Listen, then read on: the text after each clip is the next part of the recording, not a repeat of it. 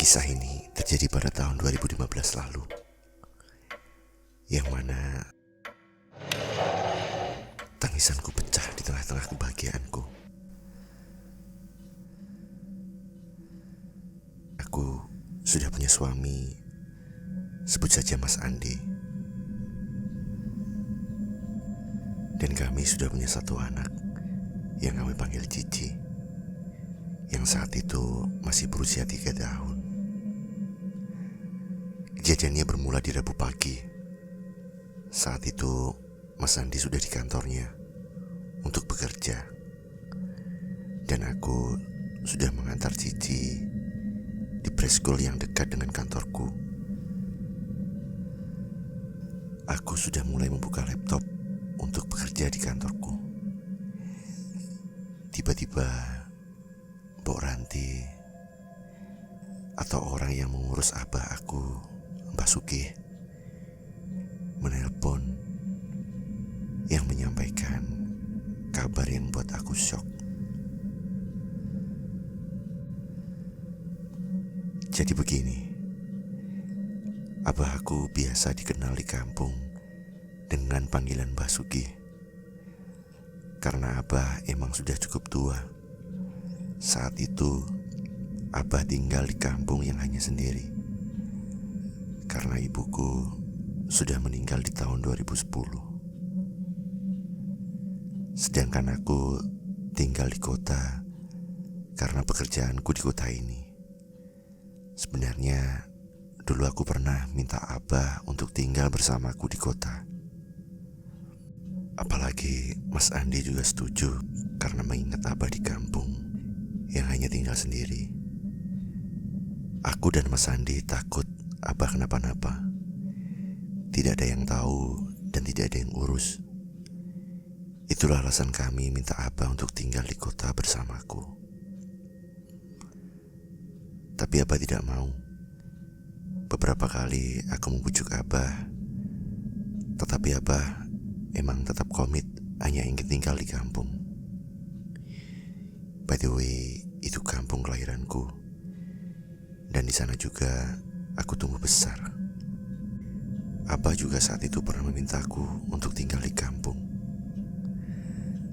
Aku juga tidak bisa tinggal di sana karena kerjaan aku di kota ini.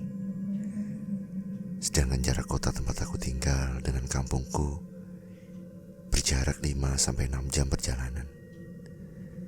Sepertinya tidak mungkin aku pulang pergi setiap harinya. Sebenarnya aku juga punya 2 kakak, tetapi mereka merantau lebih jauh lagi. Jadi saat itu karena abah tinggal sendiri, satu-satunya solusi terbaik mencari orang-orang kampung sekitar yang mau merawat abah. Dan itu Mbok Ranti. Kita balik lagi ke cerita saat Mbok Ranti meneleponku.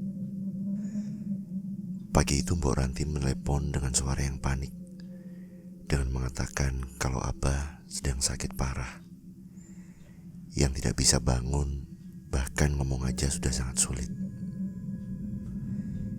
Itu terjadinya mendadak. Mbok Ranti juga nyuruh aku ke kampung saat itu juga. Ini buat aku takut abah kenapa-napa, karena biasanya abah tidak pernah sakit separah itu. Meskipun abah sudah cukup tua, tetapi abah sangat sehat. Bahkan di usia abah yang sudah senja, abah masih sering melakukan aktivitas sehari-hari layaknya orang, seperti berkebun dan lain-lain. Sebenarnya berkebun bukan tuntutan abah. Itu hanya kesenangannya, karena aku dan kakakku per bulannya selalu menanggung biaya untuk abah, supaya abah tidak perlu lagi bekerja di usianya yang sudah tua. Tetapi ternyata abah emang suka bekerja keras. Jadi ya udah, mungkin itu kesenangan abah. Nah, mungkin karena itu abah selalu bergerak layaknya olahraga yang membuat abah selalu sehat. Tapi aku syok pagi itu mendengar abah sakit parah. Dan pikiran aku tercampur dengan ingatan mimpiku beberapa hari yang lalu. Karena itu hal yang paling aku takutkan selalu terlintas di pikiranku. Saat aku mengingat mimpi itu, yang aku sendiri tidak tahu apakah itu mimpi buruk atau hanya mimpi biasa. Di mimpi itu, aku melihat Abah dan Ibu sedang duduk di sungai. Abah sedang menjahit selendang ibu yang robek. Cuma itu mimpinya yang aku ingat. Tapi aku gak tahu kenapa mimpi itu buat aku cemas saat bangun. Aku gak tahu kenapa bisa cemas saat bangun dari mimpi itu beberapa hari yang lalu. Yang aku takutkan, apakah mimpi itu pertanda buruk? Yang seolah berita buruk dari Mbok Ranti menjawab mimpi itu. Lalu segera aku pun menelepon Mas Andi, menyampaikan berita itu dan sekaligus ngajak Mas Andi ke kampung. Tapi saat itu Mas Andi sedang ada janji dengan atasannya. Mas Andi nyuruh aku berangkat duluan aja sama Cici. Siang nanti Mas Andi janji akan nyusul. Tapi tidak terlalu masalah untukku, karena aku memang sudah biasa nyetir sendiri ke kampung. Aku memang sering saat weekend atau libur kerja, aku kabur ke kampung yang hanya ngebawa Cici untuk menenangkan pikiranku di sana, sekaligus bertemu Abah. Setelah menutup telepon dari Mas Andi, aku segera beres-beres dan menghadap manajerku untuk minta izin cuti di hari itu. Setelah itu, aku langsung jemput Cici di preschool.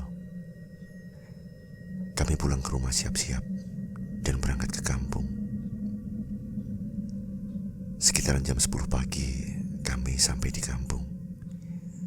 Di sana aku melihat Abah yang sudah terbaring sangat lemas di kamarnya.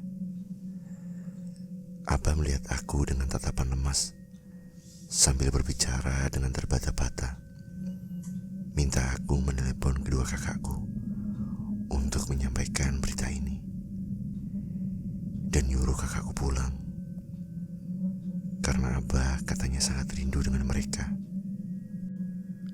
Saat aku telepon kedua kakakku, sayangnya mereka tidak ada yang bisa ke kampung, karena berbagai alasan kerjaan dan jauhnya jarak kota tempat mereka tinggal. Abah sedih saat aku mengatakan kakak tidak bisa pulang. Siang menjelang sore, Mas Andi sampai di kampung. Kami pun merawat Abah yang sedang terbaring sangat lemas. Di sini ada beberapa keanehan. Yang awalnya aku sempat ngira kalau Abah sudah sembuh.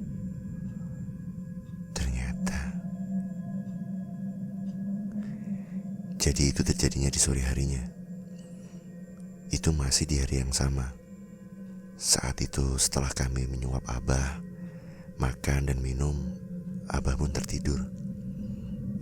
Kami pun lalu istirahat di ruangan TV yang ada di ruangan tengah rumah. Saat aku sedang Mas Andi dan Cici di ruangan TV, aku kaget lihat Abah keluar dari kamar dengan keadaan yang sangat sehat.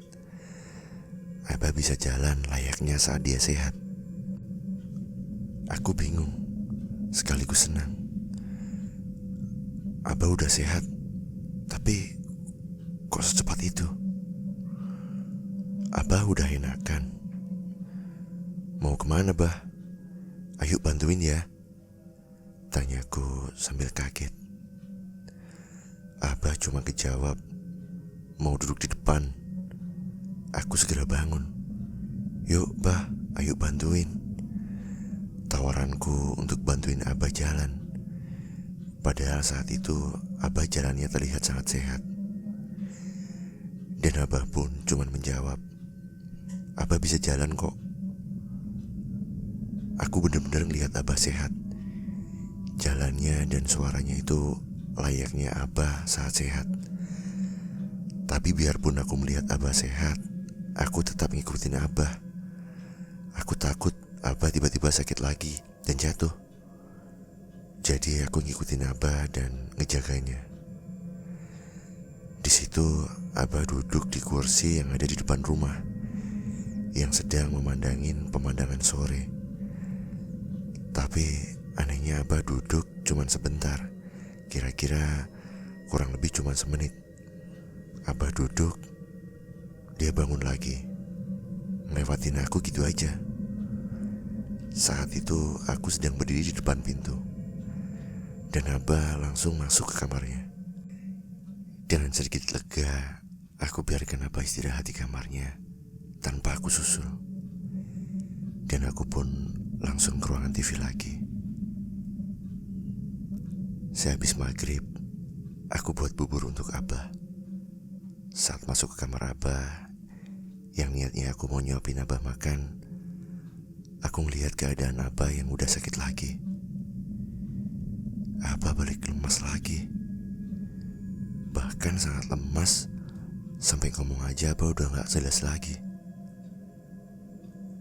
Aku kaget, kenapa Abah bisa tiba-tiba sembuh dan tiba-tiba sakit lagi. Karena penasaran, aku nanya ke Abah. Tapi suara dari jawaban Abah emang udah sangat tidak jelas. Aku benar-benar gak tahu Abah ngomong apa. Karena Abah ngomong aja seperti sangat kesulitan. Aku gak memaksa Abah untuk berbicara, menjawab pertanyaanku. Saat itu aku hanya sebatas heran aja, belum mikir hal-hal aneh soal kejadian itu. Tapi besoknya ada kejadian lagi. Karena kejadian ini seolah menjawab kenapa Abah tiba-tiba sembuh dan tiba-tiba sakit lagi.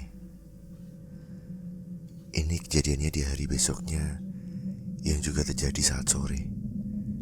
Saat itu Mas Andi sedang bawa Cici keluar jalan-jalan. Karena dari siang Cici nangis-nangis terus. Jadi Mas Andi bawa keluar biar Cici sedikit tenang. Aku tinggal di rumah ngejagain Abah. Karena Mbak Ranti aku perbolehkan pulang semenjak aku di kampung.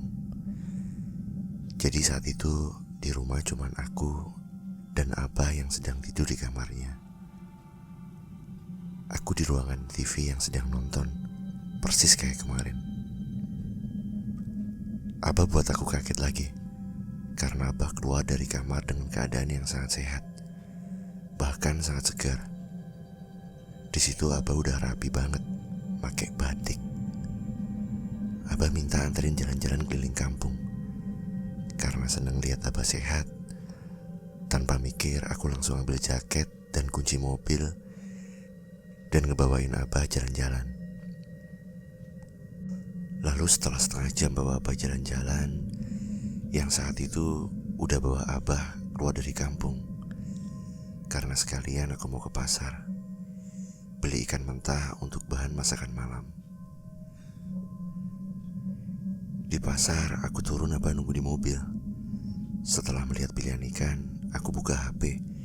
Niatnya mau nanya ke Mas Andi, maunya ikan apa.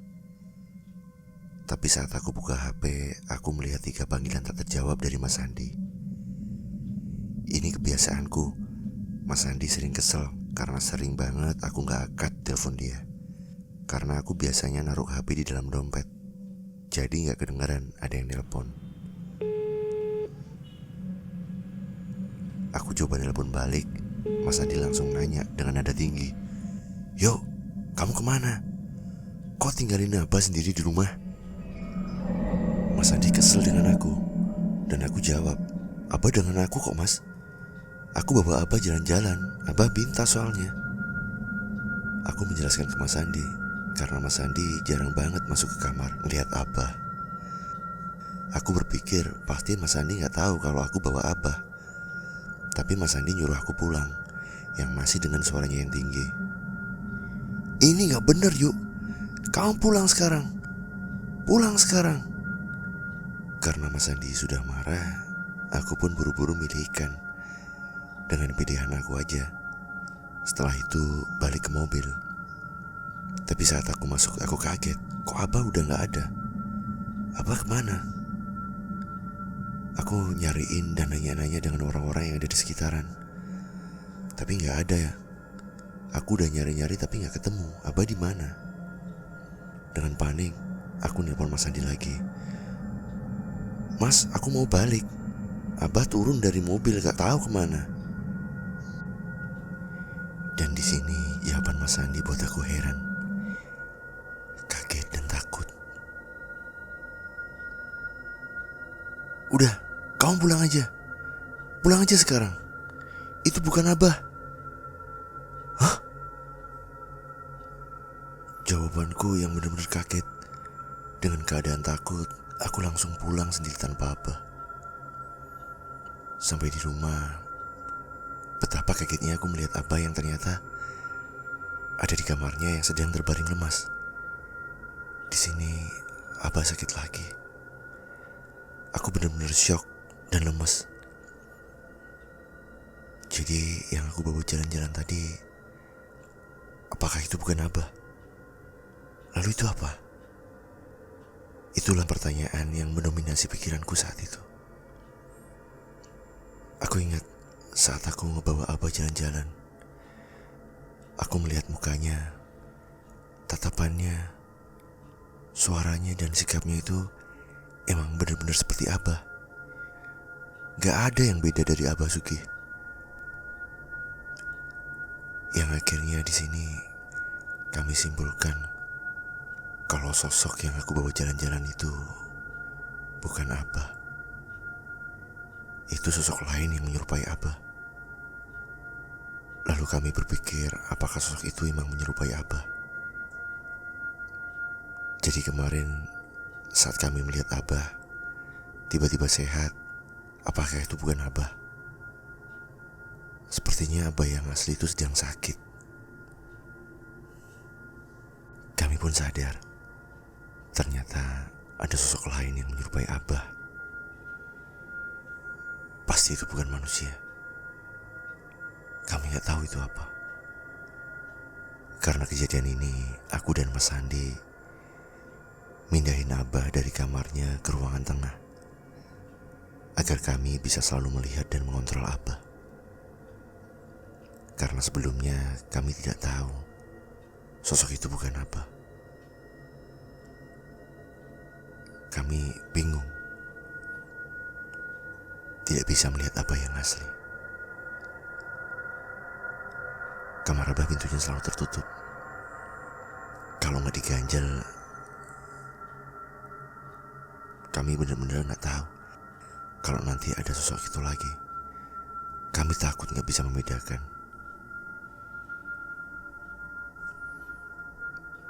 Kenapa kami pindahin juga Abah ke ruangan tengah?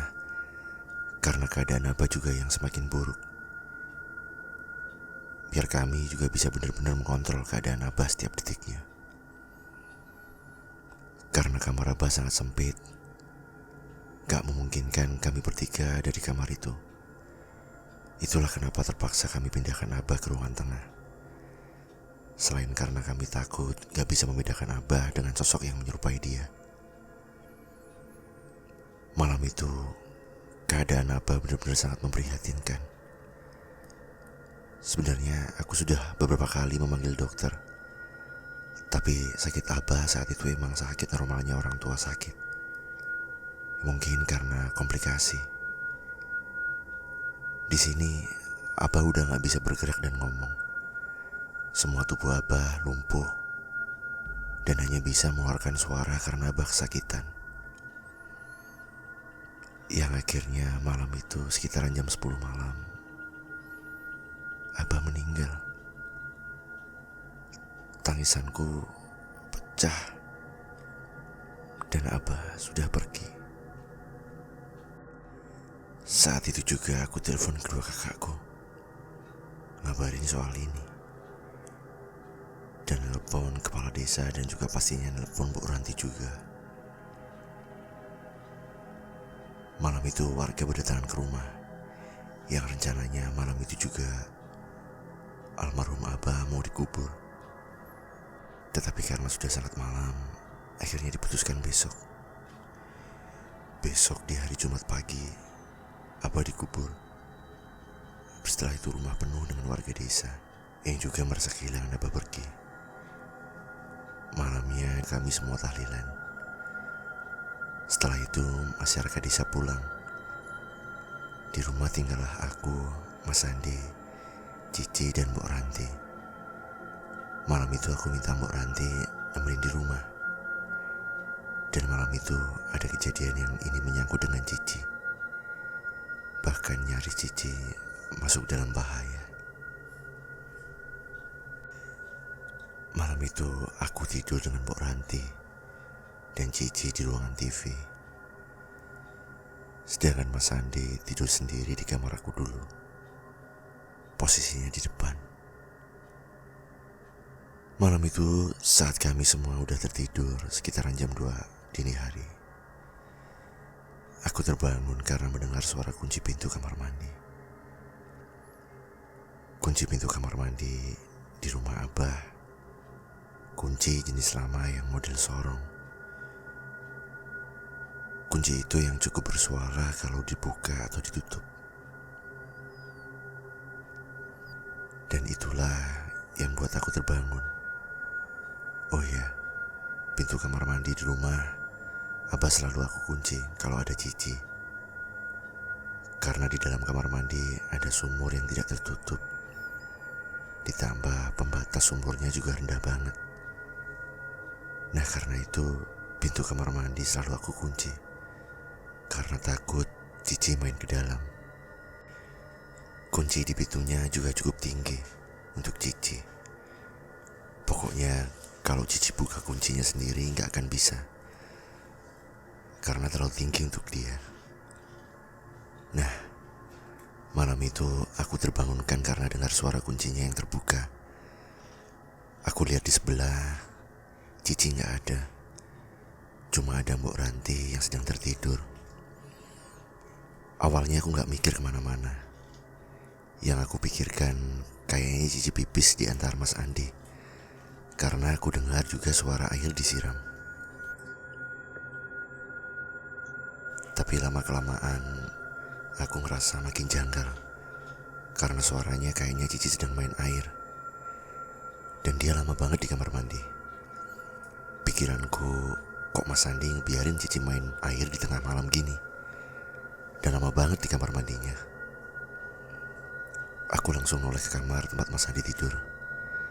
Karena kamar depan terbuka, jadi dari posisi aku langsung kelihatan dalam kamarnya. Aku kaget, melihat kayaknya Mas Andi sedang tidur di kamar.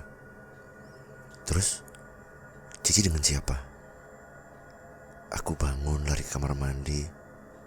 Wah bener aja, Cici sendiri di kamar mandi yang udah masuk di dalam sambil ngobok-ngobokin air. Bajunya juga basah semua. Jadi langsung aku gendong dan gantiin bajunya. Di sini aku bingung, kok bisa Cici sendiri di kamar mandi? Siapa sih yang ngantar Cici ke kamar mandi? Kenapa dia ditinggalin sendiri? Aku ngeri Cici masuk ke sumur itu. Aku bangunin Mas Andi dan Mbok Ranti. Aku tanya ke mereka yang sedikit kesal. Ternyata Mas Andi dan Mbok Ranti ngakunya sama sekali tidak ngantar Cici ke kamar mandi. Mereka juga heran, terutama Mas Andi. Yang buat aku bingung, kalau gak ada yang ngantar Cici ke kamar mandi, gimana caranya dia bisa ngebuka kunci kamar mandinya? Gak mungkin Cici bisa buka sendiri. Akhirnya aku tanya dengan Cici siapa yang ngantar dia ke kamar mandi. Tapi dia ngejawab dengan polosnya kalau yang ngantar dia itu Abah. Aku bertanya-tanya sendiri, apakah mungkin anak berusia 3 tahun bohong? Kami pun semua langsung ngecek kamar mandi, tapi gak ada siapa-siapa di sana. Aku tanya lagi, kemana Mbah pergi? Dia cuma nunjuk ke arah langit-langit rumah.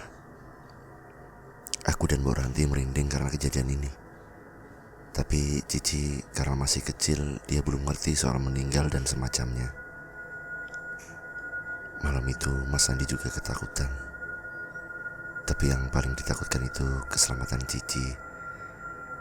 Nyaris saja Cici menghadapi bahaya. Karena sumurnya emang berbahaya banget kalau ada anak-anak di sekitarnya. Akhirnya malam itu Mas Andi ambil gembok untuk menggembok pintu kamar mandinya. Karena sebelumnya cuma dikunci aja tapi gak digembok. Sejak kejadian itu, barulah digembok.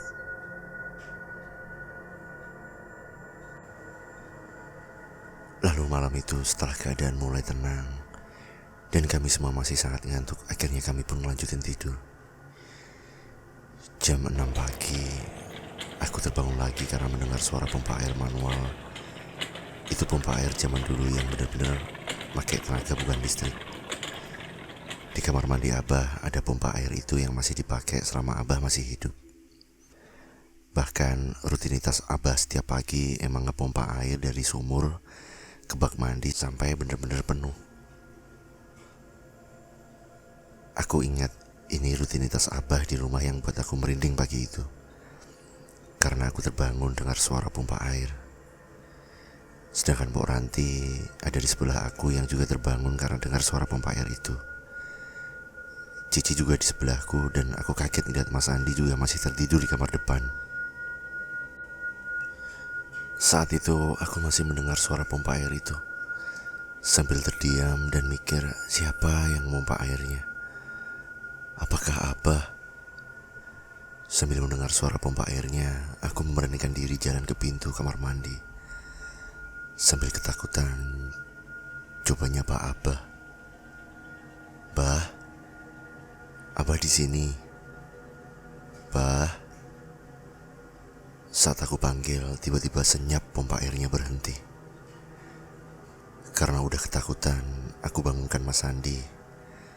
Aku, Mas Andi, dan Mbok Ranti akhirnya nyoba buka pintu kamar mandi yang saat masih tergembok. Tapi setelah dibuka, kami gak melihat apapun. Gak melihat siapapun di dalam kamar mandi. Kami semua diam karena ketakutan dan karena udah benar-benar gak logis. Akhirnya kami sarapan bersama di rumah itu. Saat itu Mbok Ranti bilang, sepertinya bener Neng, itu Mbah Sugih. Karena mitosnya, kata-kata warga sebelum 7 hari setelah orang meninggal, arwahnya masih ada di lingkungan semasa dia hidup. Mungkin Mbah Sugih masih ada di rumah ini Neng. Bisa jadi mungkin Mbah Sugih masih merasa hidup seperti kita. Dan dia mungkin gak tahu. Atau lupa kalau dia sudah meninggal. Mendengar pendapat Mbok Ranti, aku sedih. Ingat Abah dan juga merinding ketakutan. Tapi soal itu aku masih benar-benar ragu kalau itu Abah. Karena bisa jadi sosok itu bukan Abah, tapi sosok yang menyerupai Abah. Karena kejadian kemarin sore saat Abah belum meninggal, tapi aku udah melihat dengan jelas sosok itu yang emang seperti Abah. Sosok itu udah ada sebelum Abah meninggal. Kenapa sosok itu muncul menjelang Abah pergi? Seolah-olah dia tahu Abah akan pergi di hari itu. Aku gak tahu soal ini. Yang jelas sosok itu bukan manusia. Saat itu juga Mas Andi cuma diam dengar aku dan Mbok Ranti membicarakan itu saat sarapan. Setelah selesai mengeluarkan pendapat kami soal itu, Mas Andi ngajak balik ke rumah. Karena Mas Andi sepertinya takut, terutama soal semalam yang seolah keselamatan Cici yang jadi taruhannya. Tapi entah kenapa dalam keraguan kalau sosok itu Abah, dan aku seperti merasakan itu Abah, aku tetap memaksa pikiran dan perasaan. Itu bukan Abah. Itu bukan Abah. Abah gak mungkin mendekatkan Cici dalam bahaya seperti semalam. Tapi Mas Andi bersikeras minta balik hari itu juga. Akhirnya jelas kalau kita gak bisa balik terburu-buru. Lagian saat itu hari Sabtu. Besok masih Minggu, masih libur kerja. Aku minta ke Mas Andi balik besok aja. Karena hari ini banyak yang harus diurus. Karena rumah Abah pasti tidak ditempatin lagi dan Mbok Ranti juga udah gak kerja di rumah lagi. Jadi itu semua harus diurus sebelum pulang. Akhirnya Mas Andi bisa mengerti. Siangnya aku dan Mas Andi ke rumah Pak Kades untuk ngurus beberapa urusan soal rumah Abah. Cici, aku tinggal di rumah dengan Mbok Ranti. Saat sore kami balik ke rumah, di situ Cici langsung lari nyambut aku. Dia langsung bilang, "Mah, ketambah buatin teh." Aku kaget dengar ucapan pertama dari Cici saat aku pulang. Aku coba tanya dengan Mbok Ranti soal permintaan Cici, tapi ternyata Mbok Ranti juga benar-benar gak tahu soal itu. Karena Cici gak ngomong ke Mbok Ranti. Seolah Cici tahu itu pesan hanya buat aku, bukan buat Mbok Ranti atau siapapun. Karena sejak siang dia di rumah dengan Mbok Ranti. Tapi kenapa Cici nunggu aku pulang? Mbahnya di mana, Ci? Dia cuma nunjuk kamar Abah. Ya, Cici terlalu polos mungkin. Suatu saat kalau aku ceritakan lagi saat Cici udah mengerti, mungkin dia baru merinding. Kalau dia pernah bertemu mbahnya setelah mbahnya meninggal. Ya udah, jadi saat itu aku langsung ke dapur buatin teh. Aku niatkan di dalam hatiku aku membuat teh untuk Abah. Ini terakhir kalinya aku buat teh untuk Abah. Udah bertahun-tahun aku gak pernah buat teh untuk Abah. Aku yakin Abah kepengen aku yang membuat teh. Abah rindu aku membuat teh untuk Abah. Aku juga rindu, Mbah. Aku jadi ingat dulu semasa aku sekolah, aku masih tinggal dengan Abah dan Ibu. Setiap pagi dan sore rutinitasku membuat teh untuk Abah saat Abah mau kerja dan pulang kerja. Di sini aku gak bisa bendung air mataku. Berasa nyesel sepertinya selama ini aku gak pernah tahu Abah pingin aku buatin teh. Itu hal sepele tapi sepertinya itu berarti untuk Abah. Setelah tehnya siap, aku masuk ke kamar Abah. Aku hidangkan teh hangat di atas meja yang ada di kamar Abah. Tempat biasa Abah mencicipi tehnya. Setelah kami semua menunggu apakah terjadi sesuatu atau ada pertanda Abah masih ada di kamar. Tapi sampai maghrib gak ada tanda-tanda Abah datang. Dan habis maghrib Mbok Ranti pamit pulang. Di rumah tinggallah kami, aku, Mas Andi dan Cici. Tanpa Abah rumah ini benar-benar sepi. Ini menyakitkan banget rasanya. Singkat setelah nonton sekitar jam 11 malam, kami bersiap-siap untuk tidur. Kami tidur bertiga di kamar depan. Kamar itu bersebelahan dengan kamar Abah yang hanya dibatasin sekat papan. Dan malam itu sudah sangat sunyi. Di tengah kesunyian menjelang kami tidur, aku dan Mas Andi kaget dengar suara seruputan teh yang berasal dari kamar Abah. Suaranya jelas banget kami dengar. Mas Andi cuma terdiam karena kaget. Entah kenapa di sini perasaanku bener-bener aneh. Kayaknya rasa takut udah mulai ketutup dengan rasa rindu aku dengan Abah. Akhirnya aku bangun dari ranjang untuk ke kamar Abah. Mas Andi gak berani ngikut aku ke kamar Abah. Dia sempat nahan aku, tapi gak bisa. Aku yakin itu Abah. Aku yakin Abah juga rindu. Di depan pintu kamar Abah, aku ngetuk pintunya. Abah, Abah di dalam. Ayo, izin masuk ya, Bah.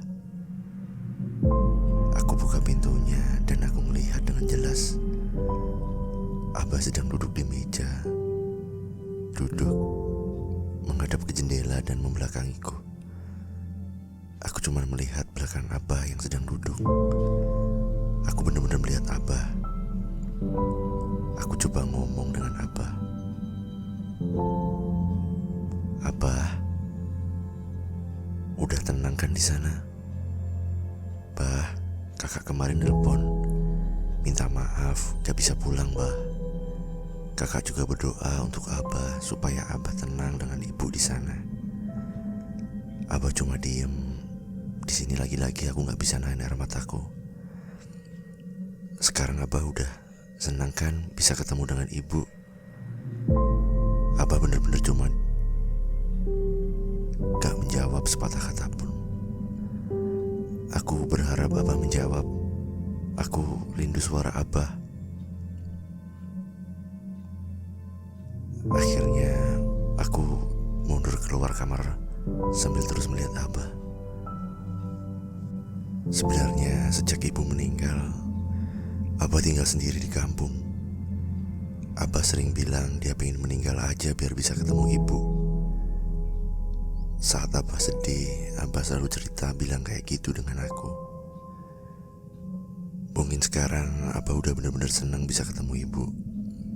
Dan sepertinya ini jawaban dari mimpiku beberapa hari yang lalu. Abah ketemu dengan ibu.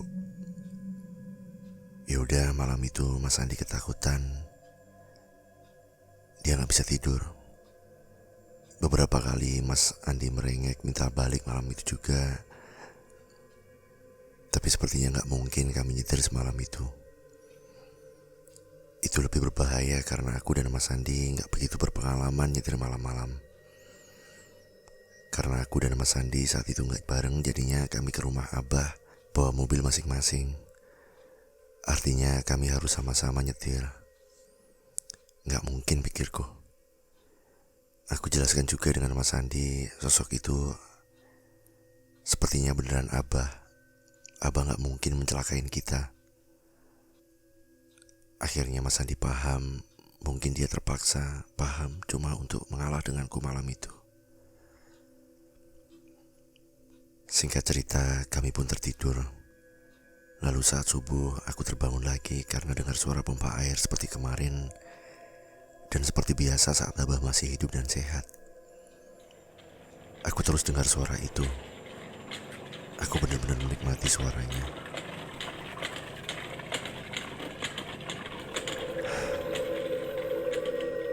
Selamat jalan, Abah. Aku pamit dulu ya.